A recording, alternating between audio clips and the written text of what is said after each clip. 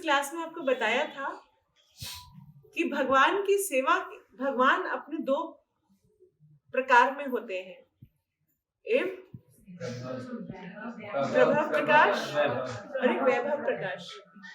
प्रभाव प्रकाश में हम एज इट इज, भगवान as it is same mood और सेम कॉम्प्लेक्शन में होते हैं। मगर वैभव प्रकाश में भगवान बलराम रूप में आते हैं अपनी सेवा करने के लिए, अपनी ही सेवा अपने ही तरीके से कराने के लिए, तो वो बलराम रूप में आते हैं। तो मैंने आपको बताया था कि भगवान की सेवा में जो कुछ भी है वो सब कुछ बलराम जी है। तो वृंदावन धाम कौन हुए? वृंदावन के पेड़ जो भगवान के ऊपर छाया करते थे वो कौन हुए? जो रज है वो इतनी सॉफ्ट है कि भगवान को कंकड़ न चुभे, वो कौन हुए? तो भगवान की सेवा में जो कुछ भी है वो बलराम जी के एक्सपेंशंस है। इसीलिए जो धाम है वृंदावन धाम, ये बलराम जी के एक्सपेंशंस है। अभी हमारा वो मूड नहीं होता, हम कहाँ आते हैं? घूमने। हमारा पर्पस क्या है? धाम में घूम के आते हैं। मगर हम कण कण में भगवान और बलराम जी और राधा रानी को नहीं देख पाते, तो उनको देखने का माध्यम है गुरु। क्योंकि अभी हम इसे चमड़े वाली आंखों से ही देखना सीखे हैं। अभी हमारी स्पिरिचुअल आईज, जिसको कहते हैं ना, आध्यात्मिक नेत्र अभी ओपन नहीं हुए हैं। तो इसलिए हमारे को बलराम जी कहाँ नजर आते हैं? हमारे को तो बलराम जी नजर ही नहीं आए। हमारे को तो सिर्फ ये था कि अब यहाँ जाना, अब ये करना, अब ये करना, अब ये करना। तो हमारी कॉन्शियसनेस, जब हम धाम में आते हैं तो कॉन्शियसनेस ऐसी होनी चाहिए कि हम स्वयं भगवान से मिलने जा रहे हैं। ये बिल्कुल वैसा है जैसे कि हम, आप सपोज करिए आप मेरे घर आए तो आपको लगेगा कि आज हम नारायणी माता से मिलने जा रहे हैं, है ना? तब आप ऐसे बहुत सारे बड़े सारे एक्साइटेड भी होंगे, अरे माता से मिलने जाएंगे। मगर जब हम धाम आते हैं तो हम उस तरह की एक्साइटमेंट नहीं रखते। हमारी एक्साइटमेंट क्या होती है? चलो घर के रूटीन से बाहर निकल के एक दिन वृंदावन जाते हैं, कुछ को लगता है चलो कुंभ स्नान करके आते हैं। मगर भगवान से मिलने, भगवान के धाम जा रहे हैं, ऐसा हमारा फीलिंग नहीं है कि हम कहाँ जा रहे हैं? भगवान के धाम। और वहां पे ये चेयर भी बलराम जी बन जाएंगे और यहाँ पर हर कण भी बलराम जी का एक्सपेंशन है। इसीलिए हम दिल्ली की कॉन्शियसनेस में चप्पल पहनते हैं क्योंकि हमारे को लगता है अरे गर्मी लगेगी, होगा वो होगा। मगर जो धाम में जो सही तरह के डिवोटीज हैं वो सोचते हैं नहीं, ये बलराम जी है, उड़ तो सकते नहीं है, चलना तो पड़ेगा, मगर चप्पल नहीं पहनेंगे।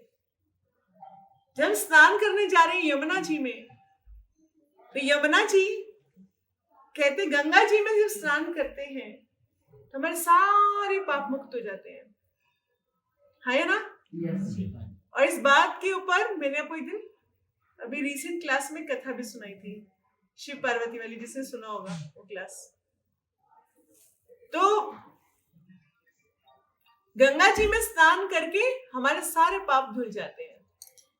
मगर गंगा जी बोलती है, यमुना जी आप तो मुझसे बहुत ज्यादा श्रेष्ठ हो, क्योंकि जो मुझ में स्नान, जो आप में स्नान कर लेगा उसको ना केवल सारे पाप खत्म हो जाएंगे, उसको कृष्ण प्रेम मिल जाएगा। क्योंकि यमुना जी के अंदर भगवान स्वयं नृत्य करे हैं, रोज स्नान करते थे, सारी लीलाएं करते थे। तो भगवान की तो क्रीड़ा स्थली थी, रोज खेलते थे भगवान तो यहाँ। तो जो जहां भगवान रोज खेल रहे हैं, जो भगवान की रोज नित्य स्थली है, वो स्थली में गंगा जी कहती हैं कि मेरे में तो सिर्फ पाप ही धुलते हैं, वो पाप दोबारा कर लेते हैं। जितने पाप मैं धो के भेजती हूँ और दोबारा पाप उड़ाल करके फिर वापस वैसे के वैसे हो जाते हैं, है ना। मगर यमुना जी में जो स्नान करता है तो यमुना जी सारे पापों का तो नाश करती ही करती है, साथ में पाप करने की प्रवृत्ति का नाश करती है। तो उसकी वजह से हमारे को कृष्ण प्रेम प्राप्त होता है। जैसे गौरांग महाप्रभु ने, हम सब कौन है? मिनी राक्षस। कि कहीं ना कहीं हमारे हृदय में रावण भी बसता है, कहीं ना कहीं हृदय में हिरण्यकश्यप भी बसता है, कंस भी है। क्यों भाई हम रावण क्यों भाई? रावण में सारे गुण थे, ब्राह्मण था भाई, एक अवगुण था, वो क्या था? लस्ट। हमें है और हिरण्यकश्यप को किससे प्रेम था? सोने से।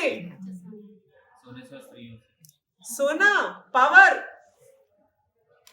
तो हमारे को भी सोने से प्रेम होता है, यहाँ वहां टांग के फिरते हैं, है ना।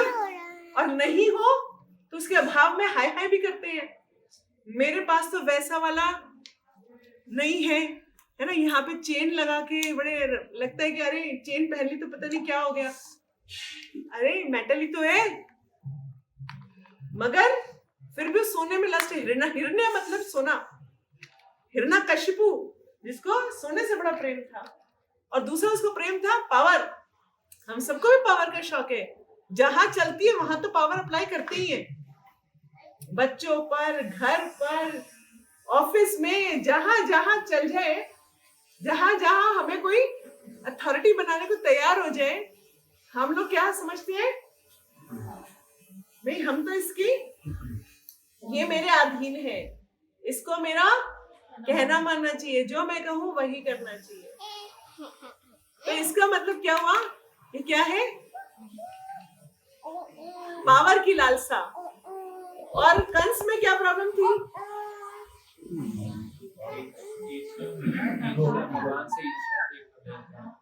एक तो भगवान से ईर्ष्या, और दूसरा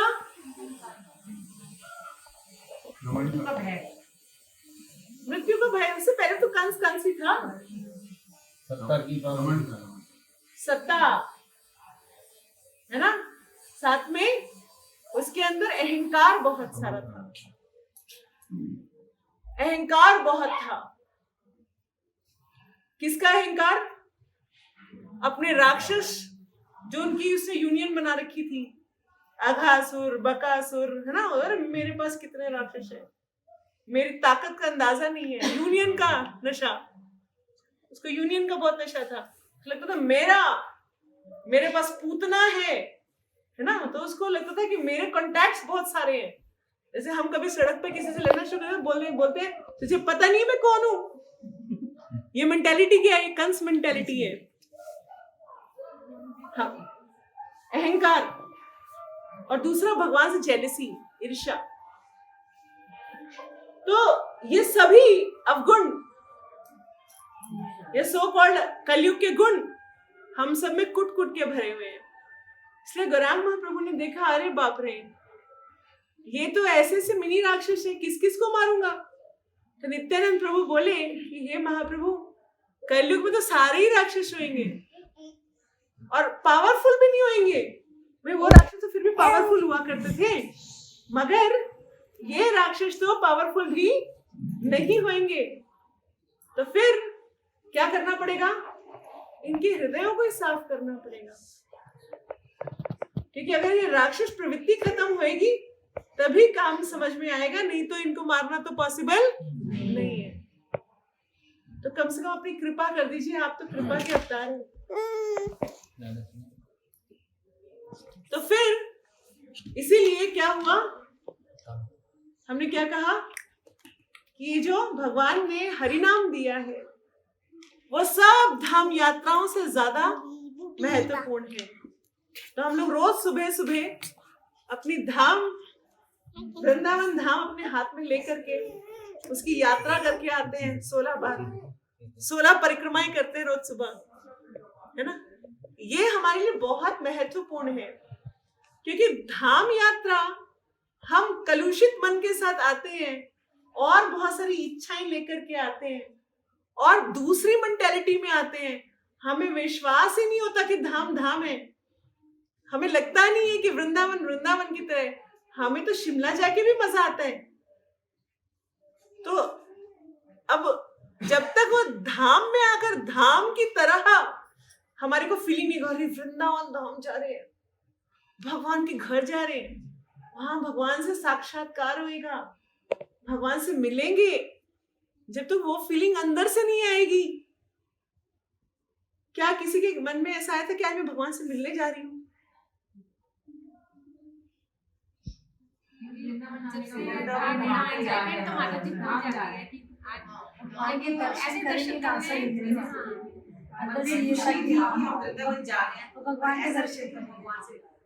वृंदावन जा रहे हैं तो ठीक है, भगवान के दर्शन करेंगे राजा सती, मगर भगवान से, भगवान के घर, भगवान से मिलने जा रहे हैं। इतनी नहीं थी आपसे। अच्छा, और एक और बात भी है, जब हम किसी के घर जाते हैं तो नॉर्मली हम क्या करते हैं, 1 किलो सेब तो खरीद ही लेते हैं कि भाई कहीं भगवान किसी के घर जा रहे हैं, खाली हाथ क्या जाएंगे। आज कितने लोग सेब लेके आए भगवान को देने के लिए? संतरा लेके आए, खाने आए हैं, राय रास्ते में पा लिया वहां वो तो पा लिया सारा, नहीं रखा अभी। राय भगवान के भोग नहीं, भगवान के लिए लाए, भगवान के लिए लाए, नहीं प्रभु जी, भगवान के लिए कुछ भी नहीं लाए। ये लाए तो हमें क्या करना चाहिए? अपना, हमारे पास तो कुछ है नहीं, हमारे पास तो केवल, जैसे बलि महाराज ने कहा था ना कि भगवान 2 पग में तो आपने सब कुछ नाप लिया, अब तीसरा क्या करें? तो बलि महाराज ने कहा था कि ठीक है, काम करते हैं, आप तीसरा मेरे सर पे रख लीजिए। तो वही समर्पण का भाव हमें अपने अंदर लाना पड़ेगा कि भगवान मेरा तो कुछ है ही नहीं, क्या लाऊं? सारे लोग तो आपने नाप रखे हैं, आप ही के फल हैं, आप ही को देने हैं, क्या करूं? तो कम से कम मेरा ये जो कलुषित मन है, जिसमें सारे अनर्थ छुप छुप के बैठे हुए, वो अपने पास ले लो, वो अपने चरणों में स्वीकार कर लो। गंदा है, काला है, कोयला है, बदबूदार है, मगर फिर भी मेरे पास इकलौता यही चीज है, उसको स्वीकार कर लो। जब वो आपके मन, आपके चरणों में आ जाएगा, तो उसके बाद फिर और कुछ की जरूरत नहीं पड़ेगी। जब हम भगवान के धाम में एंटर करें, तो इसी विचार के साथ हमें एंटर करना चाहिए कि भगवान मेरे पास तो मेरा कुछ भी नहीं है ना। ये शरीर भी वो है जो टेम्परेरी बेसिस पर आपने एक कपड़ा पहना दिया था, वो पहन के आपने जो कहा था वो कर रहा हूं, मगर एक मन बुद्धि अहंकार लेके पता नहीं कितने जन्मों से साथ चल रहा हूं, उसमें भी कचरा भरा हुआ है। जितनी दुनिया का कचरा है वो सब एक जगह है, और मेरे पास है ही यही और कुछ है ही नहीं। तो कम से कम आप इसको, इकलौती मेरे पास यही चीज है, तो वो स्वीकार कर लो, है ना। तो जैसे भगवान से मिलने उनके दोस्त आए थे, कौन? सुदामा। सुदामा जी के पास तो कुछ भी नहीं था, फिर जो प्रश्न बाद में लूंगी। सुदामा जी के पास तो कुछ भी नहीं था, उन्होंने क्या किया था? पड़ोसी से थोड़े से चावल मांग लिए, चिड़वा मांग लिया था, और वही चिड़वा लेकर के भगवान के पास आ गए। छुपा रहे थे कि इतनी द्वारकाधीश के सामने मैं इतने छोटे, वो भी मांगे हुए चावल लेकर के कैसे भेंट करूं? लेके तो वो भी आए थे, खाली हाथ वो भी नहीं आए, हम तो खाली हाथ आ जाते हैं। तो हमें क्या करना चाहिए? अपना मन, जो आज हमने क्या पढ़ा था, चंचला ही मन कृष्णा, ये तो सुन रहे थे सुबह क्लास में। तो ऐसा गंदा दुराचारी है ना, ऐसा गंदा मन है, तो वो मन भगवान अपने चरणों में स्वीकार कर, और हमें इसको देना मत, वही रखना, वो वापस, वो तो चढ़ा करके वापस मत करना, हमें नहीं चाहिए। अपने चरणों में ही रख लो उसको। जब चरणों में रह जाएगा, तो फिर मुझे किसी और चीज की जरूरत नहीं है। जितनी मेरी अस्थिरताएं हैं, जितनी मेरी चंचलता है, जितनी मेरे अंदर अनर्थ है, वो तब तक है जब तक वो मेरे पास है। जब आपके चरणों में लग गया, उसके बाद वो अपने आप ठीक हो जाएगा, है ना।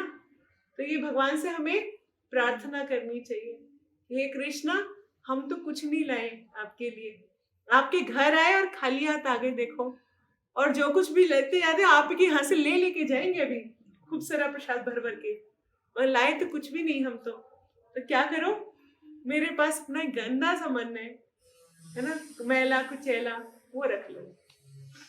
धाम में आकर हमें कभी धाम अपराध नहीं करना चाहिए। धाम घूमने नहीं आते हैं, यहाँ सेल्फियां खिंचाने नहीं आते हैं। हम भगवान को दर्शन करने के बजाय फिर अपनी सेल्फियां खींचने खड़े हो जाते हैं। क्यों?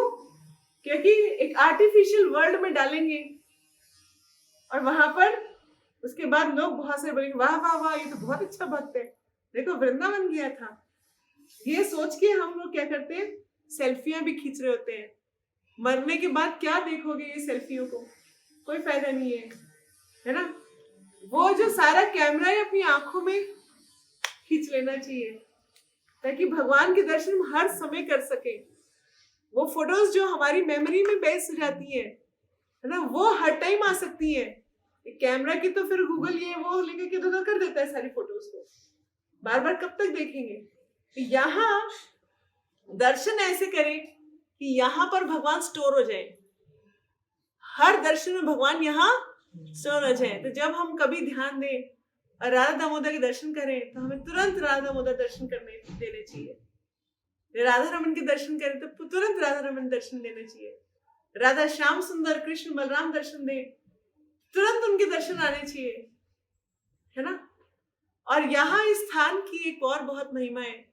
अभी हम लोग रोज रात को प्रभुपाद लीलामृत पढ़ रहे हैं, तो हम देख रहे हैं कि प्रभुपाद कितना मेहनत कर रहे हैं, किसके लिए कर रहे हैं। अभी प्रभुपाद 60 साल के हो चुके हैं वहां पर, है ना। और 60 साल के यहाँ कौन कौन है, हाथ खड़ा करें। हाँ, अब इस आयु में आकर प्रभुपाद रोज दिल्ली और रोज वृंदावन, और एसी बस नहीं होती थी उनके पास, ट्रेन की 3rd क्लास के डब्बे में जाते थे, और पैसे भी नहीं होते थे, भूखे। और आप पीछे देखिए, जो बैक टू गॉडहेड मैगजीन का जो पहला आपको दिखाई दे रहा है ऊपर, ये वो पहला प्रति जो 1944 में प्रभुपाद ने छापा था। जो आपको दिखाई दे रहे ना ऊपर वाले ये दो पुराने वाले हैं। एक 1944 का आपको दिखाई दे रहा है, 1966 का कुछ ऐसा, कुछ 56 नजर आ रहा है। बीच के तो प्रभुपाद के वो मिले ही नहीं कभी। तो प्रभुपाद वो एक एक कागज लिख करके खुद पहुंचा रहे थे। और जहां भी आप समाधि पर गए हैं, वहां समाधि पर प्रभुपाद स्वयं विराजमान है। ये प्रभुपाद की शरीर समाधि है। तो ये ऐसी समाधि नहीं है जहां पर जैसे तो ना कुछ भी कर, यहाँ स्वयं प्रभुपाद विराजमान है। और ये प्रभुपाद का रूम है जहाँ प्रभुपाद बैठ के चैंटिंग करते थे। ये वो जगह जहाँ पे कई वीडियोस देखोगे तो प्रभुपाद बहुत सारी वीडियोस में यहाँ लेक्चर देते हुए मिलते थे। ये रूम है, तो यहाँ पर आपको दिखेगा ये सारी किताबें, वो सारी किताबें जो प्रभुपाद के ओरिजिनल उनके। तो शिल प्रभुपाद ने हमें कितना कुछ दिया। मैं तो हमेशा एक बात यही कहती हूँ कि अगर कोई वृंदावन धाम जानने लगा है, और हम जैसे होते ना मलेच्छों से भी गिरे हुए लोग, तो वो उस समय के मलेच्छ भी क्या हुए, प्रभुपाद से देख करके आकर्षित हो गए और सन्यासी बन गए। हम तो उससे भी ज्यादा गिरे हुए हैं। हम तो रोज प्रभुपाद के दर्शन करते हैं, मगर हमें कोई असर नहीं पड़ता। हम दर्शन करते हैं, बस हम प्रणाम करना सिखा दिया, हमें सीख गए, अब बस उठ के वापस आ जाते हैं। हमें से तो अभी किसी ने भी ये नहीं आता कि नहीं जी अब ये जीवन तो प्रभुपाद को समर्पित कर दें। तो हमारे को अभी भी वहीं अटके हुए, उसी सुई पे अटके हुए हैं। तो हम मलेच्छों से भी ज्यादा घिरे हुए लोग, मगर प्रभुपाद ने हमें क्या किया, वृंदावन धाम बता दिया। नहीं तो हम लोगों ने आज से पहले अगर हम प्रभुपाद से नहीं जुड़े होते तो क्या करते? आते, एक दर्शन करते, चाट पकौड़ी खाते, टिक्की खाते, लस्सी पीते और आराम से पिकनिक मना के चले जाते। ऐसे ही आते थे कहीं ऐसे तो पहले से हम पहले धाम में से पिकनिक मनाने आया करते थे, धाम नहीं आते थे, पिकनिक मनाते थे और सोचते थे अरे हम तो बड़े अच्छे भक्त हैं, आज तो देखो यहाँ यहाँ राधे राधे ये सब कुछ लिखवा के आ गए हैं, है ना। तो ये हमारी एक कमजोर मानसिकता थी, जो हमें पता ही नहीं भक्ति होती क्या चीज है। तो श्री प्रभुपाद की कृपा है जो हम सबको आज पता चले कि भक्ति क्या चीज है और हम हरि नाम ले रहे हैं। कम है। आज सुबह सुबह माता जी बताई थी, माता जी देखो बिना कुछ कहे, बिना किसी ने बताया, अब तो मेरा टीवी देखने का मन ही नहीं करता। सुबह क्लास में आज माता जी बोल रही थी, तो हमें तो पेपर वाले दिन भी टीवी चाहिए होता था और हमने सब कुछ छोड़ दिया। कैसे? ये हरे कृष्ण महामंत्र की कृपा है। इतने इतने कलमश खत्म हो गए हमारे। तो आज सुबह में क्या बता रही थी? किस किस ने लेक्चर सुना था सुबह का?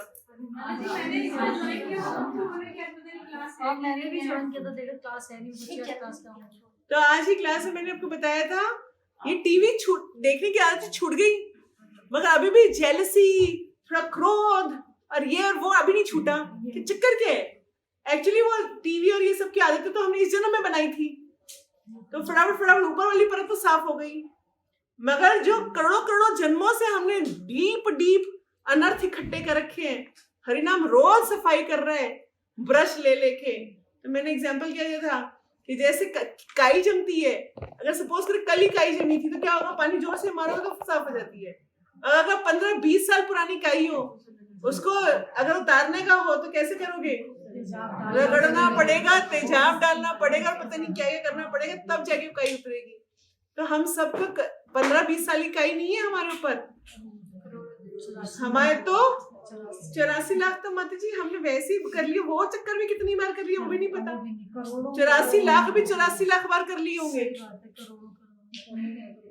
उतनी काइयां इकट्ठी करके आए हुए हैं, हरिनाम रोज उसके ऊपर तेजाब डाल के सफाई कर रहे हैं। अब वो सफाई होने में भी टाइम लग रहा है भाई, है ना। तो हम सबको क्या करना चाहिए? समर्पण, भक्ति में हमारे को पूर्णतः समर्पण कर देना चाहिए कि भगवान आप सब कुछ है, प्रभुपाद आपके चरण पकड़ रखे हैं, हमें न दाएं देखना न बाएं देखना। जब कोई कहीं बाय चांस, देखो माया है, माया हमारे को बुद्धू बनाएगी। माया हमारे को बोलेगी अरे कहाँ फंसाए, चल तू इधर नहीं इधर कर ले। तो ध्यान रखना कि प्रभुपाद के चरण के अलावा कोई और शेल्टर हमारे पास नहीं है। तो गुरु महाराज के प्रभुपाद के चरण पकड़ के रखे तो समझ में आएगा कि क्या चीज है। ये तो भक्ति किसको पता थी? हम तो बढ़िया डांस वाले गाने गाया करते थे, है ना। और बस हम सोचते थे यही भक्ति होती है ना। जब मैं छोटी थी तो मैं वैष्णो देवी जाती तो बोलते थे मैया मैया करने लगा। अब वो दिमाग में तो सैया चल रहा होता था, वो बोल रहे होते थे मैया करने लगा, तो बस वही भक्ति हुआ करती थी। हम तो सोचते देखो हम तो कितना महान कार्य करके आ गए, है ना। तो भक्ति असलियत में है क्या चीज, हमें तो पता ही नहीं था। तो हिंदुस्तान में रह करके तो हम सबसे ज्यादा कलुषित हैं। बाहर के लोग तो बोलते थे हमें कुछ नहीं पता, बताओ क्या करना है, जो बताओ वैसा करना शुरू कर देते हैं। हम तो बोलते हैं हम तो बड़े इंटेलिजेंट हैं, हमें तो सब पता है, हमें पता है रामकृष्ण कौन है, हमें सब कुछ पता है ना। अरे हम तो इनसे जुड़े हुए हैं, हम तो उनसे जुड़े हुए हैं, हमें तो सारी अक्कल है ना। तो वो ज्यादा गड़बड़ कर देते हैं, तो नेगेटिव पहुंच जाते हैं। तो नेगेटिव से पॉजिटिव पॉजिटिव आने में क्या करना पड़ेगा? पहले 0 तक तो आना पड़ेगा। तो हम सबको क्या करना है? अपनी जल्दी जो हमारे अंदर अनर्थ है, आज भगवान के चरणों में मन, भगवान को बोलो भगवान ये मेरे पास और कुछ नहीं है, गंदा मन है, आप इसको रख लो, मेरे पास और कुछ नहीं है। मेरे पास ना मेरे पास कोई अक्कल है, ना मेरे पास कोई शक्ल है, ना मेरे पास कोई बुद्धि है, कुछ नहीं है, सिर्फ एक गंदा काला कलूटा मन है। वो रख लो, और कुछ नहीं चाहिए। वो भी अपने चरणों में रख लेना, कहीं दबा के कहीं निकल के भाग न जाए वो, है ना। तो इस प्रार्थना के साथ आज हमने वृंदावन धाम के दर्शन करने हैं।